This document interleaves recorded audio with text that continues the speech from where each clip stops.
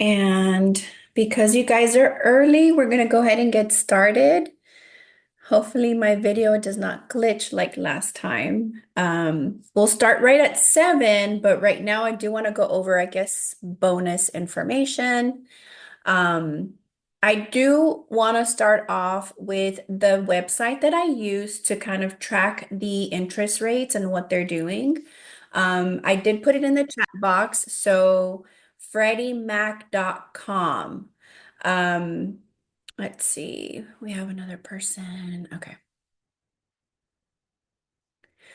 So I usually go to freddiemac.com to check the rates and kind of like what's going on because this will help guide you if you're thinking when is the best time to purchase, how do I know, like what do I know about the rates? And so I do want to go over that for those of you that are early, and then we'll start right at 7 with the class. So what I love about this website, I put it in the chat box, is that the first paragraph, it'll date it. So it actually was updated today. Tomorrow's the last day of February. Can you believe it? And so it'll give you a little summary. So it says, this week, mortgage rates decreased to their lowest level in over 2 months. Hallelujah. That's music to my ears. The drop in mortgage rates combined with modestly improving inventory is an encouraging sign for consumers in the market to buy a home. So one way that we're able to see that too is I had several listings on the market that were struggling in November and December and definitely in January.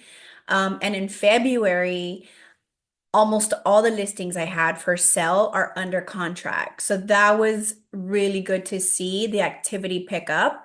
And even after I got them under contract, people were calling like, can we submit a backup offer? Things like that. So I got to see that because I did have listings. And then I also am reading up on what's happening to the rates. So it makes sense. People are back out, people are shopping. And then if you scroll down, it'll give you this little chart. So if you do a 30-year loan, which is what normally people do, um, let's see here. You follow the blue one. So you see where it was the very lowest, which was September of 2024. I did have a few closings in September that were great because they got really low rates. And then after September, they kept kind of going up and it wasn't too bad until, yeah, we started reaching up here. So we're starting 6.7 and then we went up to 6.8 and then it dropped for like a little bit in December. And I do have some people that were under contract during this month, and they were able to lock that in. And so that's kind of how you can follow it. And then so right now, if you notice, January 16 was the peak. It's been going down ever since then. So this is kind of an indicator. We did reach the peak. It's good to maybe capture that rate before it goes back up. We don't think it'll go up by a whole lot, but that's kind of one way to keep track of the interest rate. So we do have one more minute before I officially start.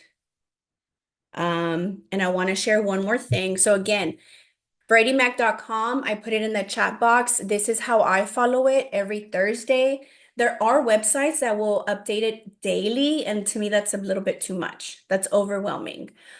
So I like to see it once a week. Let's see here. Okay. So the other thing, and I will start right on time, just one more bonus thing for those of you that got here early, is this is the company that I've worked with in the past. And for most of my clients, they do end up choosing this First Community Credit Union. And again, if you go to the First Community website, I also did put this in the chat box. I don't know if I put this link, so I'll just put it again because then I ended up clicking on home loans. This is another way to track it. So something really important that I need you to notice is that, let me see, is everyone muted here? Um, if you see on this chart for Freddie Mac, did I just lose it? Yes. So the 30-year loan for like most loans on average are about 6.7. What I want you to notice is that FCCU is always lower by a lot. Okay. And this is why I've been doing so good with my buyers because a lot of my buyers, if they go to the FCCU, they can afford more home. Sometimes they already come with pre-qualified, and sometimes they haven't even been qualified yet. But once I get them connected, they don't get discouraged. Okay. So FCCU is right now for a 30-year loan, they're offering 6%.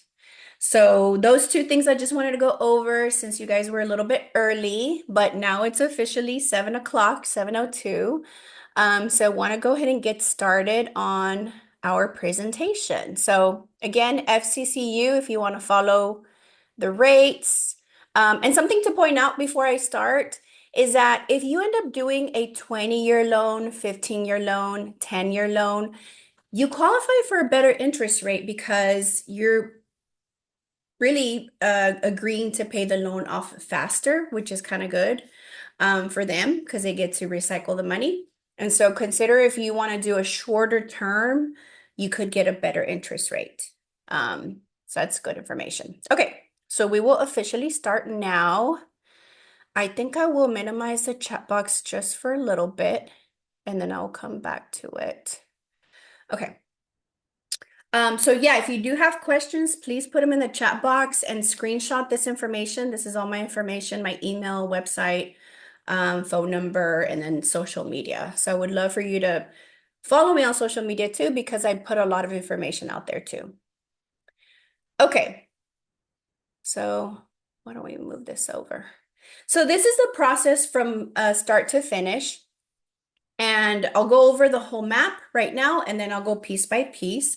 So you start off with selecting your realtor, which is probably the most important thing you can do, and we'll go into detail. We'll talk about brokerage services, so the company that I work for. After that, we establish your needs. You have to do a loan application. You select your home based on what's available and what you're comfortable with. We make an offer, and I'll give you a cheat sheet that shows all the sections of the contract so that you know what you're offering and what you're putting in each section. Once you go under contract, there are some checks that you have to submit. We'll go over that. Earnest money and option fee. After that, you do inspections because you want to know the condition of the home. After that, you do appraisals. So that is an appraisal report, and we'll go over the details, but it's going to give us the value of the home just to make sure you're not overpaying and things like that. Then the title company opens escrow, and they're going to be doing a title commitment search. We'll tell you more about that. Then your final loan approval. When they do your verification of employment and all these things, that's your final one. Any repairs that were agreed upon would then be taken care of. We'll also have to order a new survey if there's not already one for that property. I'll show you pictures. Then you close, and then you get to move in. So it's not too bad. You don't have to memorize it, but I will be holding your hand the whole way. This is just information for you to kind of see the entire process. It's not crazy. So I say that selecting your realtor is the most important thing because it is. Who you choose to help you has to be a person who you trust, has to be a person who knows what they're doing, has experience. And to me, it's important that they think outside of the box, okay? Whenever something arises, you want someone who is really strategic and can think, how to fix whatever the issue is. And so I have a lot to offer, and you'll get to see that once you start working with me. However, this is just like a little bio so you get to know me. So I did graduate from the University of Houston. I studied to be a teacher, which I was. I taught at HISD for 4 years. And then I decided to take a break and take classes at the Champion School of Real Estate. So if anyone's interested, I can guide you on that too. I know a lot of people ask me, how did you get into real estate school? Once I got in, I was rookie of the year for my company. They were surprised, I didn't know anything about real estate, but I did so well because I had that teacher component. and people shared, hey, Erica's not only like a realtor, she's really going to guide you. So that helped me out tremendously. And that's why I continue doing it. And now I'm doing it with the Zoom classes. After that, once I became Rookie of the Year, I was in the top 5 right away, top 3 for a little bit. And then every year after that, up until now, I have been number 1 for my company. So I was number 1 at the company in Pearland, and then I moved to where I am now. Last year I was number 1 at the company, and we'll see. The award ceremony is coming up, so we'll see where I stand for last year. I'll be sharing on social media if you want to follow me to see how I did. I'm hopeful I'll still be number 1, but yes, last year was tough. And then I also have landed the top 100 Latina in Texas, which is really awesome. Imagine how many realtors there are in Texas. And so that was pretty cool to receive. Next, really fast, I do work for Houston Top Realty. I am a contractor for the company, so it's not like we are salary workers. We don't show up to work 9 to 5. That's not how we work. We're just contract. So they sponsor our license and they hold our license and they are responsible for us. However, whatever we do in the day, that's really up to us. However many appointments we take, how late we work, how early we work. This is just information showing that they do have to sponsor us. We can't just be realtors not representing a company. So the company I do represent is Houston Top Realty. If you ever have issues with any agent, this kind of will help you see who the broker is, who the supervisor is. And so all the contact info is here. You can look me up. My license is on this page, and I'll be giving this page to you so that you can see, like, has anything happened? Because you can look up realtors with their license. Have they ever been in some kind of problems, any fraudulent stuff, or have they ever been in trouble with the Texas Real Estate Commission? So just have to tell you that's who I work for. Once we sit down, I love to ask these questions. How long have you been looking for? Have you ever used a realtor? I have had some people that come to me and say, I've heard great things about you, but I do have a contract with the realtor. And so my suggestion is that you break that contract or wait until it expires, because we cannot be kind of making you work with us and then get in trouble because you were still under contract. That's really frowned upon. And so we want to know, have you ever been working with somebody? What happened? What are the expectations? Is it something that they didn't do for you? Because most realtors do try their best. It's just maybe there was no connection there. We just kind of want to know what happened. How can we service you in the way that you want to be serviced? So we'll ask you all these questions: where you want to be, what school district, how many bedrooms, 1 story, 2 story, what do you need from us to help you? And then we'll ask you some financing questions. Have you been approved? Do you need help? What's your FICO? How much debt do you have? Where's your money coming from is a big, big question. We do not take mattress money. So a lot of people save at home, and we call that like mattress money, right? People tend to keep money under their mattress. So it has to be in a bank account, and you have to have deposited it at least 30 days before talking to us. If you don't, that's okay. We'll tell you, hey, go deposit your 10 grand that you have at home and give it about 30 days or so, because after that, they won't be asking you for those deposits. It'll kind of be cleared in the system. And so they just they want to source the money. And if you can't source it because it was at your home, that could be a problem. And then we'll kind of ask you, like, do you want to do 0% down payment? Do you want to do 3, 5? What are you comfortable with? Do you have 20? 20 would be great. So we want to know about you and your finances. You don't have to tell us everything, because your conversation with the financing people, that's between you guys. I just want to know enough. I don't need to know what all you have, that, you just opened up a credit card and your car got, whatever. You don't have to tell me all that. The next thing is you apply for a loan. And so I made this slide on purpose showing you all the pages, because each lender has a different way of doing things. So this will show you all the questions, right? They're going to ask you, do you have money in the bank? Give us bank statements. You know, are you 1099? Are you W-2? How much did you make? How much did you write off? Do you have a car payment? They're going to ask you all kinds of things. Have you ever been foreclosed on? They want to know all your finances. So if you have time, or you should have time to at least apply with 2 to 3 different lenders so that you can compare what they have to offer. The type of loans that are more common are the VA and FHA. So those are government loans. First-time home buyers always do FHA, by the way, unless like conventional has a little bit better terms for them. But most first-time home buyers, they want to give that minimum down payment. They want that low interest rate. And it's a lot more flexible. FHA loans definitely are more flexible. So if you have a little more debt than you should, usually with FHA loans, they allow it. Conventional loans, so those are going to be a little bit higher on the interest rate. However, they do have some perks, and we can talk about that when we sit together. And then after that, something I want you to know is there are 100% finance loans out there. If you want it, we can explain to you a little bit more about them and what it means. But if that's what you want, you can do 100% financing. You could do as little as 3%, 3.5, 5, 10, 20. If you have only 7%, that's okay too. You'll be a 7% loan.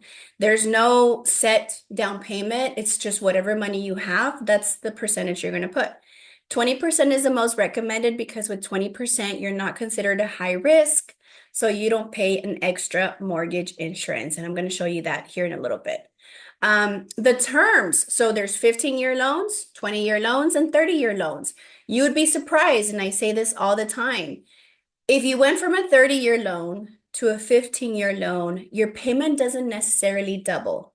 So let's say that your 30-year loan mortgage is around 2,500, right?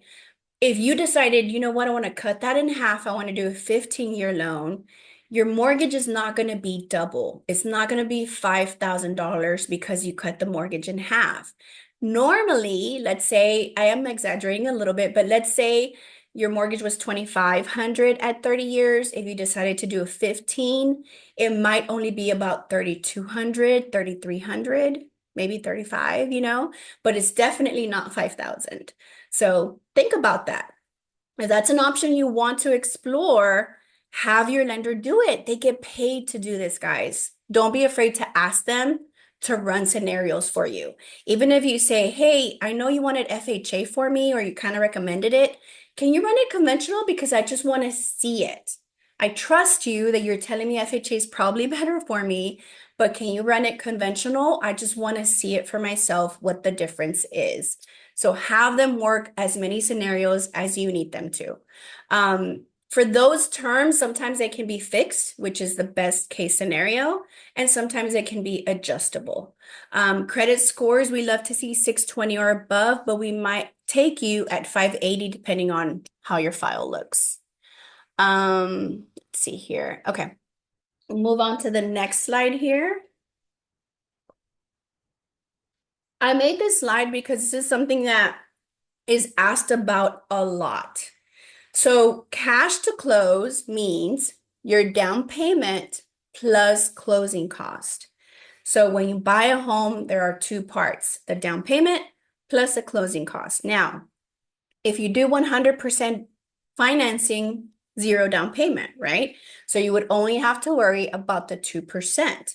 If you're buying a house for, which this doesn't exist, for a house for 100,000, then 2% would be 2,000, right? Is that correct? And so you want to make sure that you decide how much you have in total, because if you only want to do like a 3% down payment and that's all you have, you don't have any more money, then what we have to do is negotiate for the seller to pay your closing cost.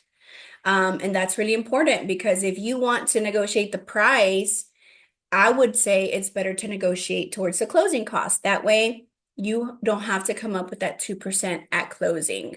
If we can do both, we will, absolutely. But let's not focus on the price. Let's focus on the seller paying your closing cost. To the seller, it doesn't matter. If they're bringing down the price by 10 grand or giving you 10 grand in closing cost money, they still net the same.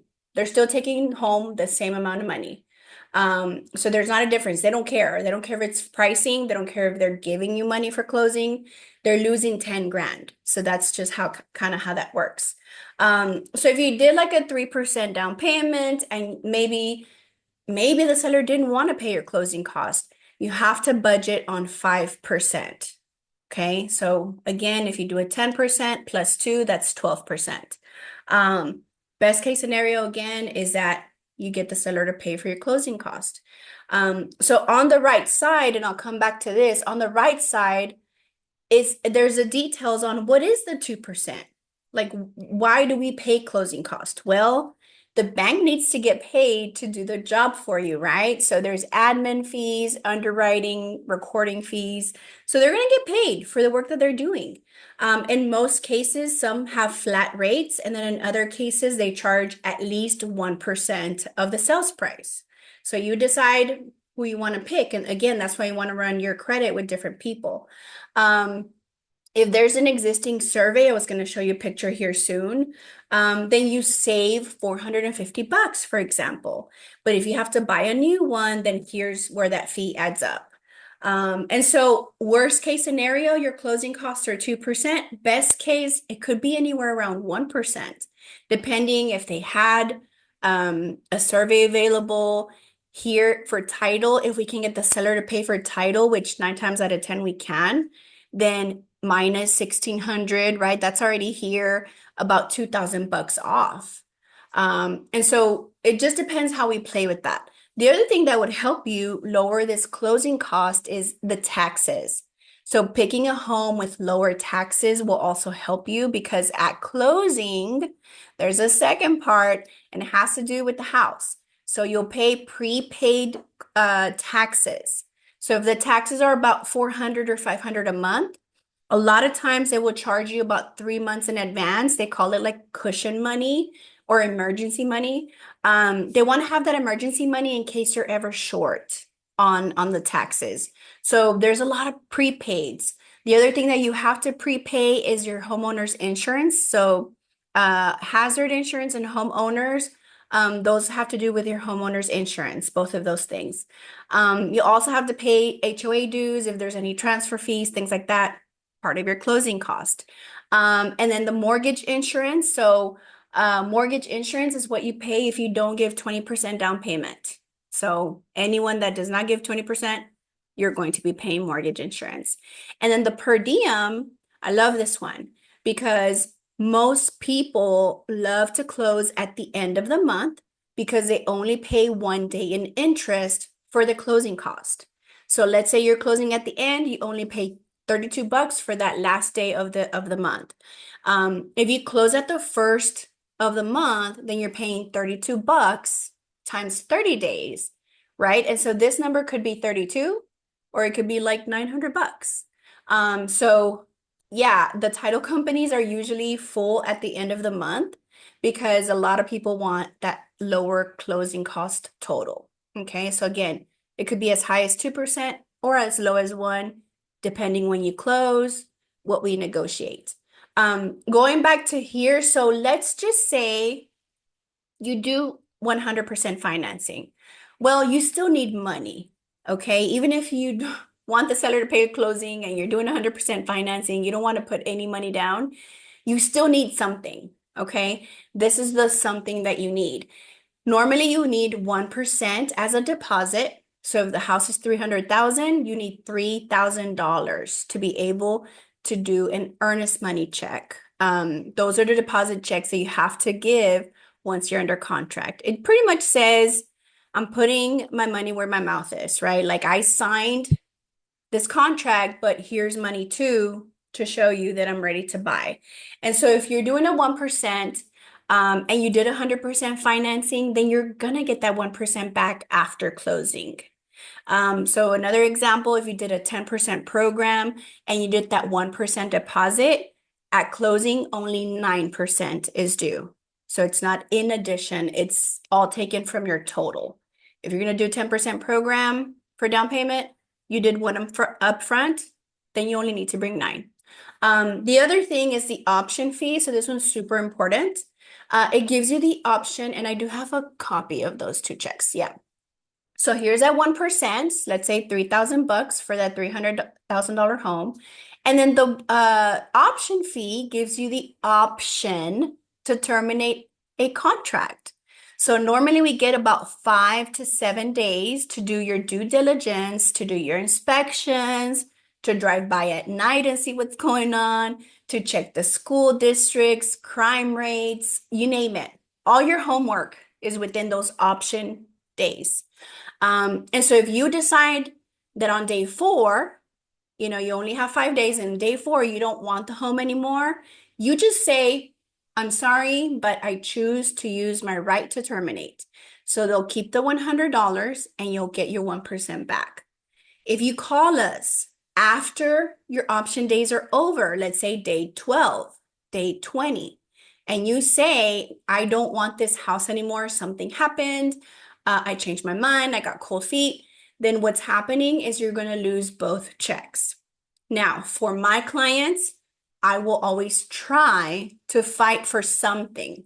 In some cases, I've been able to fight for, let's say the check was 3,000, I'll try to fight for at least 1,500 back, you know, because it is our fault. But also I just try to see, hey, can we just split the check? Because if we don't reach an agreement, the check just gets stuck at title. So let's just part our ways. We're sorry what happened. But we would at least try to want to keep 1,500. If that doesn't work, guys, then you guys will lose that check. But so those are the 2 checks. And then you're gonna pay for the inspection. So the inspection is part of part of kind of like adding to your closing costs. You're gonna need some money up front. 2 checks, the home inspection, and the last one is an appraisal fee. So those run $500 to $700. Again, you need that up front. So if you paid your appraisal fee up front, then over here where they have the appraisal, they would deduct it and say, oh, you know what? They paid that up front. Let's subtract it from their total closing costs. Sometimes they won't charge you up front, so you won't even know that. But if you paid anything from this list up front, then they're going to reduce it from your total at closing. I'm just gonna really quickly check to make sure if there are anything in the chat. Okay. All right. We'll keep going. Okay, so this is a copy of what a survey looks like. So if there's an existing one, very cool. You'll save about $400 to $500 of your closing cost total.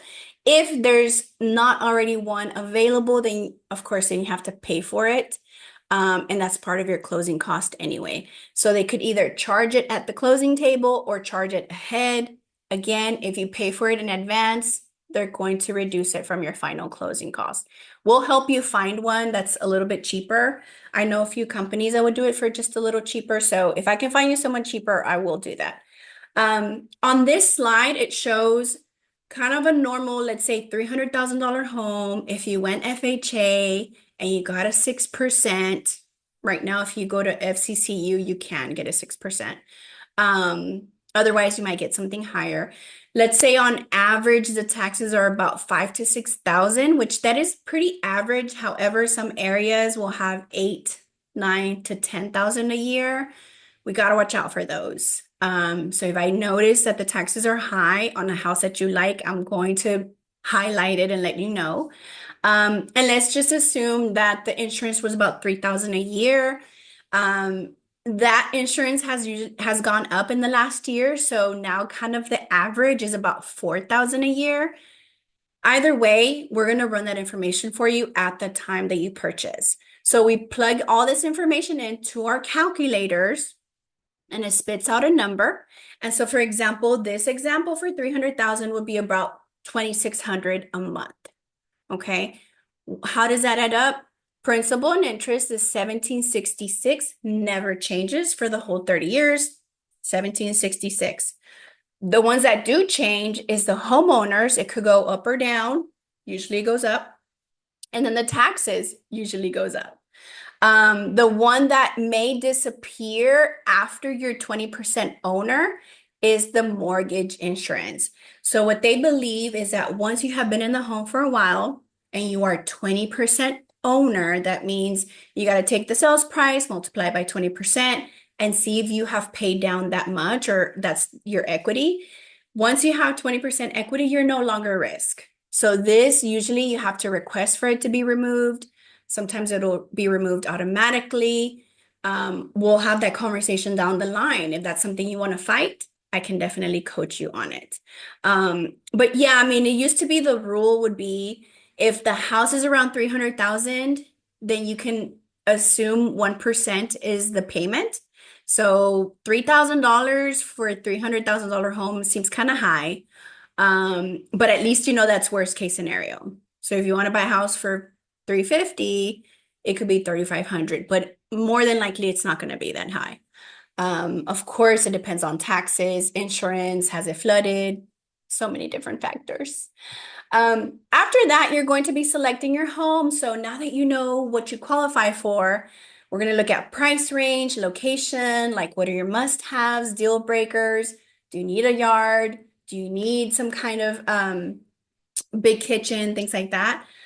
Something that has changed now before we can show you homes, you do need to have a buyer's rep agreement. And the only reason we want that to be signed is so that you understand who pays the agents. Okay. So after the lawsuit, what happened is buyers would sign the buyer rep agreement.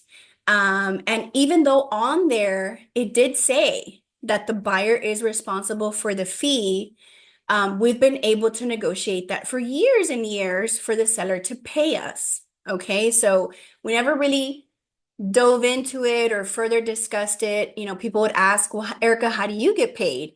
And my answer would always be, oh, the seller's going to take care of that. Sellers pay commissions, right? And it's not really the seller's, well, the broker charges the seller. And so that's how I used to do it with this lawsuit. What they want is for us to explain it differently. What they want us to say is, hey, I'm signing a contract with you that states that you are fully responsible for my commission.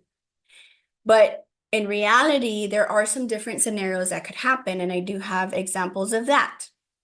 So scenario number one is the most common, and it's what's happening right now. We can ask the seller to pay us. So we'll show our agreement and we'll say, hey, our buyer did agree to pay us X amount of commission, but we want you to pay that for us. So that's scenario A. B would be that the seller asks the seller to give you some kind of closing cost money so that you can pay us from that closing cost help. Number three, you could roll in the fees. So if the house is 300,000, then you add on to the price. And then that's how you're able to kind of roll it into the loan and pay us from that price. And then D, you can ask the seller to split it. So whatever the fee was for that realtor, you can say, hey, I'm willing to pay half of my realtor. Can you pay the other half? Now, I wouldn't worry about all those scenarios because as of right now, I mean, the way that I have been working, I'm still negotiating for the seller to pay our commissions. There's just no possible way. I mean, we really are trying to figure out this lawsuit because buyers just cannot pay their agents. You know, buyers have closing cost, down payment, moving cost, inspector fees, survey fees, appraisal fees. There's so many fees that if buyers were really truly responsible to pay their agents, houses wouldn't move, right? And so what happens is when you like a home, before we show you the home, one, we do have to have an agreement signed. In the event that they ask us for it, we do have to supply that information to them. And then number two is we will ask, hey, you know, let's say it's Keller Williams. Hey, Keller Williams, is your seller agreeing to pay for our commissions or is he not paying the buyer's commissions? And so once they answer that, then we'll turn back around and say, hey, guess what? For this particular house, the seller is saying no, they're not agreeing to pay the commissions. So that means if you want to buy this house, we can go look at it, we can make an offer, but you would be responsible. And so at that point, again, if you absolutely love the home on pictures and you want to go see it, let's go see it. And you can do some of the other options. So you can offer a little bit more on the sales price so that we can get paid on it because you just love that house so much. Like I said, we haven't seen that yet. Is it possible for it to happen in the future? Maybe. And then, of course, we'll explain more about this once we're under contract with you. But that's the new rule. You can read up on it yourself if you want to get educated on this whole lawsuit thing. So you can just put real estate lawsuit, commissions, things like that. So you can learn a little bit more. I did have a video, but we're going to move forward from that. So something that I specifically do, I don't know that everyone does this, but this is just me because I love to think outside of the box, is I'm going to make you a booklet. And in that booklet, there's going to be pages for inspections. And so I call them mini inspections, okay? When we go in the home, if you love everything, you think, oh my God, the brick is beautiful outside, inside the kitchen is gorgeous, all this stuff, right? I can tell that you love this house.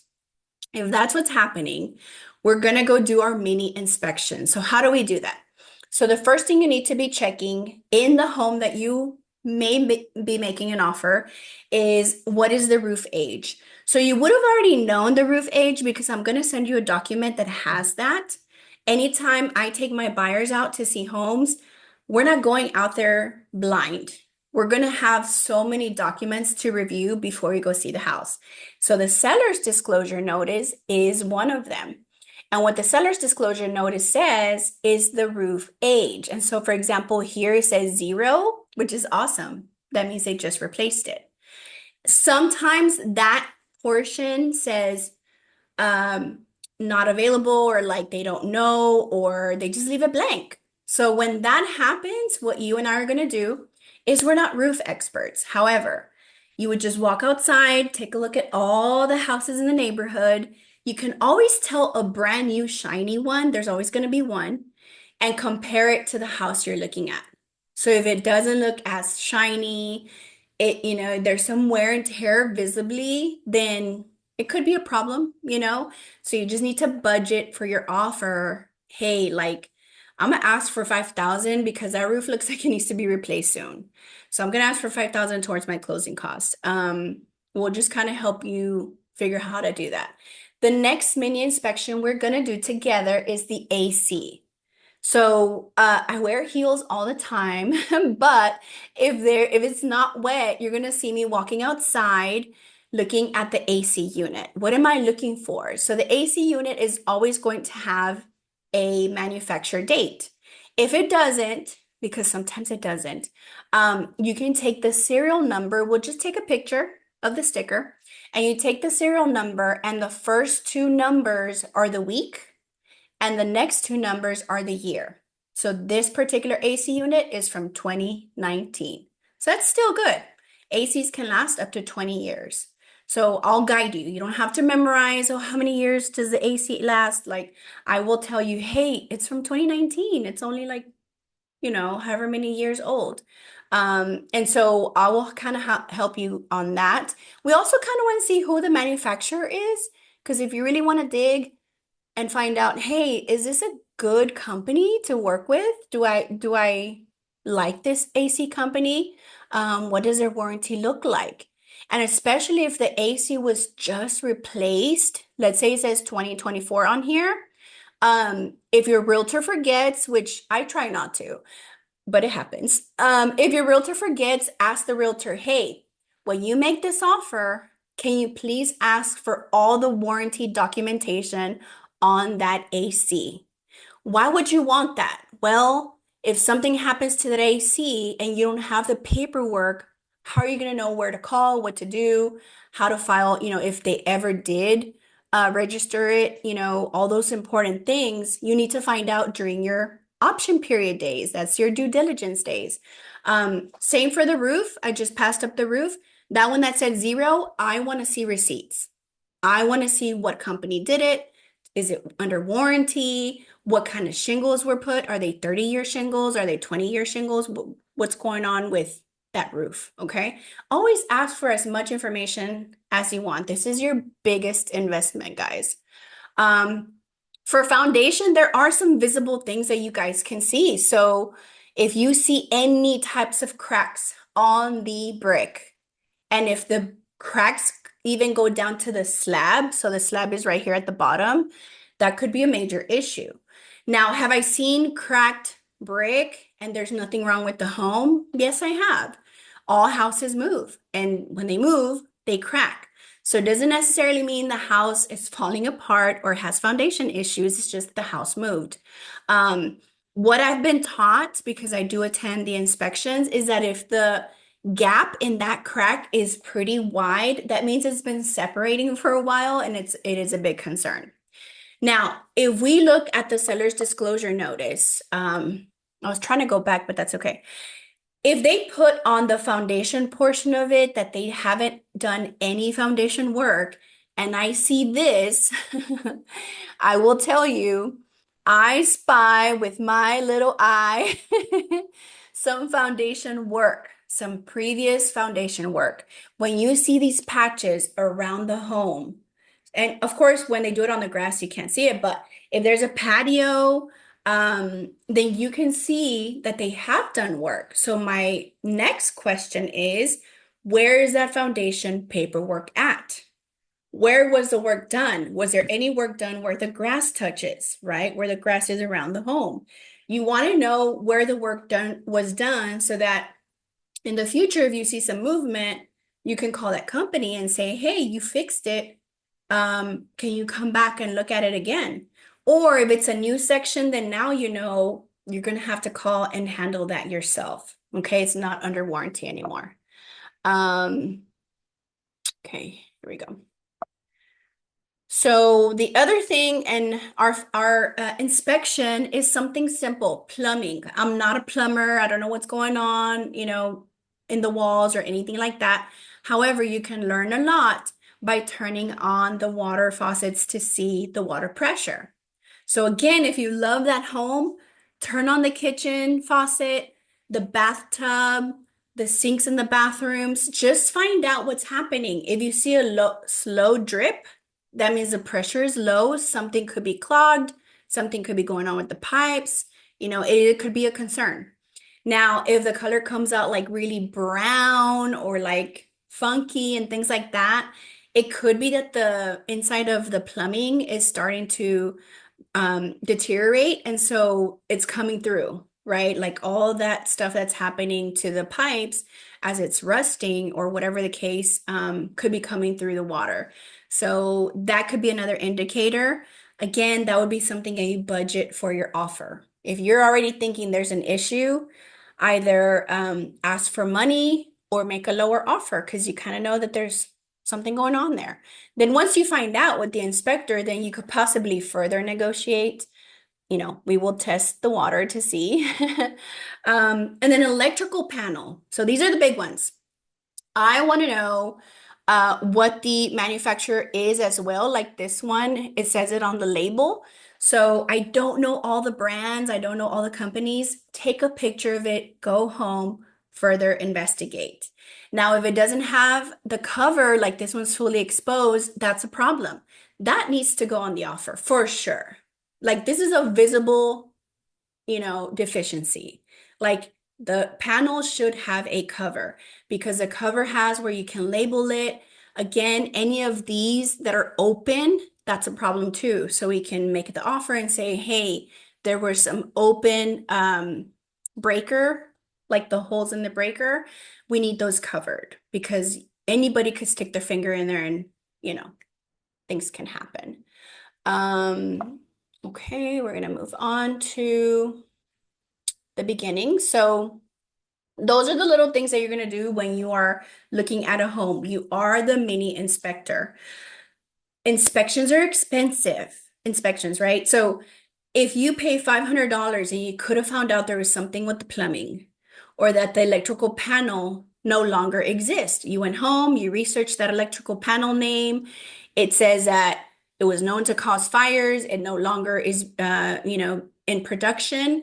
That's an issue. So you want to find these things out before you pay an inspection, because if you go into a home, you pay an inspection, that went bad, you lost that money. You lost your option fee, $100, and your inspection money. Then you're going to go look at another house and do another inspection. What if that one fails because you didn't do your mini inspection? People can get really frustrated really fast and find out, hey, every house I try is there's something wrong with it. Maybe it's a sign, you know? We don't want that to happen. We want to be the mini inspectors. When you make an offer, really important, these are the sections, and it's not only about offer price. Obviously, offer price is really important, but there are other things. For those two checks, you can make your offer stronger by saying, hey, for the earnest money, instead of putting 1%, I'm ready to put 2%. That's how serious I am. I'm willing to put, double on the line for this home. Like, I really want this home. Or you can say, I don't want to pay just $100 to give me an option to back out. I'm going to pay you $500, and I'm going to give you an answer in 5 days. So in 5 days, I'm going to know for sure if I'm going to buy it or not. And so sellers like to see that. They'll see, oh, wow, you only need 5 days to do an inspection. That's awesome. It's totally doable, by the way. And they like that. And so they'll say, well, if you back out, I get to keep $500. That's kind of neat. Because $100, they usually hate that part. But it is what it is, right? That's just how it works. So you have that ability to say, hey, I want to put more down as a deposit. On the title policy, you'll see in the contract, anything that has either buyer or seller checkbox, because I represent you as a buyer, I'm going to say, I want the seller to pay. So if this was me, I want the seller to pay title, right? Over here, there's no existing survey. There is an option that says, ask the seller to buy a new one. That seller needs to give me a survey, right? So we can do that too. We can also find out if there's an HOA or not. So super simple, yes or no. And that's part of the contract. The seller's disclosure notice, did you receive it or not? So we'll circle one. We never saw it, or we did see it. And then, do you take the property as is, or do you want certain repairs? So for the electrical panel, we could have put, hey, put a cover on the electrical panel. Or if we already immediately know that it's a bad panel, and that could be because your experience or my experience, then we would say, we're going to take this home, but I need you to replace the entire electrical panel. Okay, so that can be negotiated. For home warranty, we usually will put a dollar amount. So I usually put about $500 here. We want the seller to pay $500 for your home warranty. That means if your toilet breaks, if anything inside, if the sink, there's something wrong with the sink, the tub, again, the toilet, the water heater, anything that happens inside your home that is not covered by the home insurance, because home insurance just covers the outside of your home, right? So anything that's not covered, we will ask the seller to pay at least 1 year. So again, that water heater goes out, even the AC. If the AC goes out, home warranties cover ACs, okay? So we're going to ask for them to at least give us 1 year. Closing date. So I'm not even sure why I have a dollar sign there. Closing date, we want to make sure that we close Thursdays or Mondays are fine. I don't like closing dates on Fridays, because if anything fails, like they were missing a signature, they forgot to include something, that could mean that you can't do anything until Monday, right? So that's kind of hard for people. So if something goes wrong Thursday, we still have Friday to figure it out. So I'll help guide you, but typically it takes about 30 days to close on a home. So we're going to put about 30, 31 days, maybe 29. We don't want it to end on a weekend because title companies are not open. So this one's tricky. So you either will get the keys the day that you close, which is 9 times out of 10 you will, or if the seller needed time to move out after the closing. We don't like that option a lot, but if that seller is moving to another city out of the country, or they are also buying a house, they need to close first, and then they'll go home and like pack everything up and leave. And so sometimes you will close, everything's done, it's officially your home, but the owners will stay there just a few more days. I'll give you more information on that because they will have to put deposits and we can charge them per day. There's a lot. And then this one's super important. So page 6 of the contract, section 12, and I meant to say that every page is going to have a reference there. Do you want closing cost money? So if you did 100% financing because you don't want to put anything down payment and you don't want to pay closing costs, we need to put that closing cost money here. So 2%. We'll always do worst case. If you don't use it, you lose it, but at least we ask for it. Okay, so that's where we would put the section about we want the seller to pay our closing cost. People have asked me, can I just write in all my closing costs? We cannot do that. We can just guesstimate what 2% of the closing cost is going to be. So after you make an offer, if you sign it, it just means you're presenting it. Okay, I will get you to sign it, and that means you acknowledge this is your offer. Once the seller receives it and then they sign it, both parties have signed and it's a full contract. That's where the checks come in. So the 1%, the 100, you do your, whoops, wrong way. Oh, that's weird. Okay, no. Okay, you do your inspections, and then, can I exit here?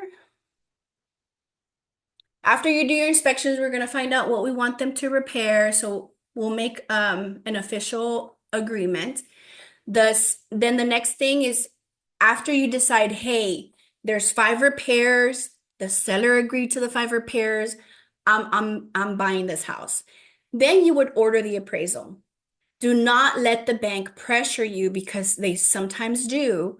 They pressure you to order that appraisal like day one. They're like, oh my God, you signed the contract.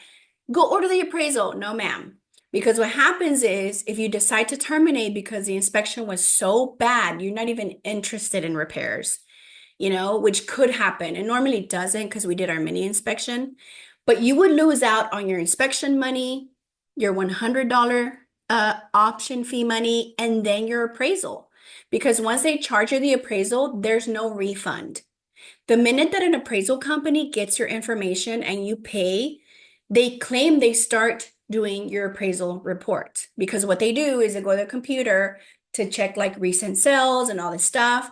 And then once they complete all that computer work, they go visit the home to make sure it exists, right? But if they already started, they tell you there are no refunds. We already initiated the appraisal report. Something else that happens at the title company is they do a title search. So if you owe the IRS or the seller owes the IRS or child support or taxes, if the seller did not pay taxes for 2 years, they have to pay that.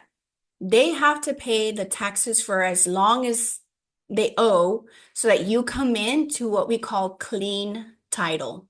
You don't want to pay somebody else's taxes, none of that. So, and then it's just going to tell you more information about like the chain of title is what they call it, how many owners have been in the property. We would have already figured that out through the tax record, but we might have missed some information. So that'll give us more accurate information. I'm gonna check one more time. Let's see. Okay. All right, there's no questions right now, but I'll keep going. Once you get your final loan approval, that means the house is yours. The house is yours. Don't get too excited when they give you the final approval. Don't go and buy, new appliances, new furniture. Don't open new credit cards. I have seen that kill deals. People think, hey, I got my final approval. Like the house is mine. Like they called my job. They checked my income. It's mine. And then they go open a credit card. And what happens is they never tell you when. It could be 2 days before closing, 1 day before closing, but they're gonna run your credit one more time. And if they saw that you opened a credit card to get appliances or things like that, you will be in big trouble. You will have to push the closing. They have to reassess all your debts because now you have a new debt. Um, it has killed some deals in the past. So do not get excited. Do not do anything until after closing, okay? Very, very important. Let's keep going. So if there were any repairs to be done, the owner will send us receipts as they're completing the repairs. And then again, later in the process, you'll order the appraisal. So you'll still have some days to order an appraisal, I mean, a survey. The survey is the property lines of the home. More than anything, you want to find out if the fence is where it's supposed to be. Because if it's not, we need to ask that owner to go ahead and fix it. So that way you don't come in, making enemies with the neighbor, like, hey, your fence has been on this property. You need to move it now. You don't want to do all that. So we want to know if the fence is on the right place. We want to know that you're buying what you think you're buying. If they were selling 1 acre and the surveyors come out and say, hey, this is 3/4 of an acre. Okay, that's a problem, right? Then I'm not going to pay you what I was going to pay you when I thought it was 1 acre. Also building lines. So can you build to the front? Can you build to the back in the future? Like, what can you do with the sides? Are there any utility easements? So does the utility company own, or not own, but do they have access to the back of your home? If so, then you might not be able to put anything permanent. So if you were thinking of putting a big pool, for example, here, it cannot cross the utility line because if they have to come dig, your pool is in the way. And I don't know what they would do, but they might break your pool. I don't know. But you're not supposed to do that. So you have to read the survey once you receive it, or if you get a new one. When you come to closing, bring 2 forms of ID, maybe your passport, your ID, your license, your insurance card is also identification. And then you can bring the cashier's check with the total amount. Let's just say your total amount is $10,000. You need to go to the bank and get an official cashier's check because those are certified funds. No personal checks to closing. And then if you don't want to do the check, you can direct wire from your company, from your bank to the title company. So that's an option for you too. That one's a little bit riskier because we don't want to be a victim of wire fraud. So wire fraud happens when you get an email and it looks legit. It looks like it's coming from the title company and they're like, hey, by the way, we changed the bank account numbers. These are the new bank account numbers. Sometimes we work really fast and we don't pay attention and we're like, okay, or we never saw the original email and we see this last one that says, here's where to wire your money. It could be wired to a fraudulent place, right? So wires are a little risky, but we just have to be super careful. Before you wire, you have to call the title company, talk to the person that you know their voice. You've been talking to them the whole file and just find out if they, oh, let's see, make sure. Okay. Let's go mute. Just make sure that they have the same number. So like, hey, I'm at the bank right now. Can you confirm those numbers? I just want to make sure. Okay. And then after that, yeah, so people ask me, I have my, like, once I sign and I get my keys, can I move in? The answer is yes. You could have your moving truck right outside the title company or right outside the house waiting for you to say, hey, the house closed. Let me get into my house. Wait for me. I'm on my way so we can unpack all my stuff. So after that, I mean, the house is yours and you're you can do whatever you want with it. I'm gonna have time for some questions here, but I'm gonna stop the recording. Give me 1 second. If you